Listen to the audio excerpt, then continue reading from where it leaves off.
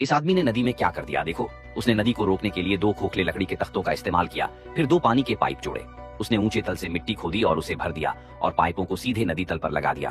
फिर उसने नींव बनाई और उसे सीमेंट के घोल से चिकना किया। 2 दिन बाद सीमेंट पूरी तरह से सख्त हो गया और वह आदमी खोखली ईंटों का एक बड़ा ढेर ले आया और नींव के बीचों बीच एक एक ईंट क्षैतिज रूप से दीवार बनाने लगा।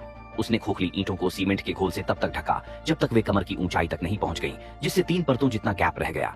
बीच में उसने 3 खोखली ईंटों से 4 जल निकासी छेद बनाए। उसने 2 परतें और ऊंची बनानी जारी रखी और पूरी दीवार को मजबूत बनाने के लिए सीमेंट का घोल फावड़े से डाला। उस आदमी के हाथ अविश्वसनीय रूप से कुशल थे। दीवार बिना किसी उभार या गड़गड़ाहट के दर्पण जैसी चिकनी हो गई थी।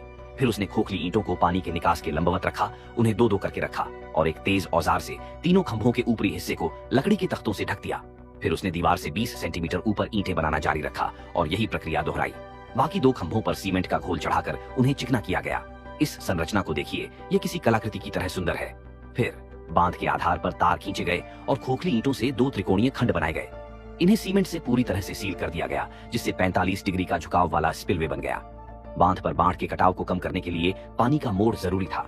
फिर 4 संबंधित निकासों पर खोखली ईंटें बिछाई गईं, जिन्हें सीमेंट से ढक दिया गया, जिससे बांध एक निर्बाध रूप ले सके। आधार पर सबसे ज्यादा प्रभाव पड़ा, इसलिए सीमेंट को गाढ़ा करना जरूरी था। परियोजना लगभग पूरी होने वाली है और जैसा कि आप उम्मीद कर सकते हैं, एक व्यक्ति जो अपने नंगे हाथों से एक हाइड्रोलिक बांध बना रहा है, छोटा लेकिन पूरा, उसमें सभी जरूरी विशेषताएं होनी चाहिए। बांध के ऊपर एक तार की जाली भी लगाई गई, जिससे जल स्तर की निगरानी के लिए एक आवश्यक पहुंच बिंदु उपलब्ध हुआ। अंत में उस युवक ने सही ढलान पर एक स्पिलवे खोदा।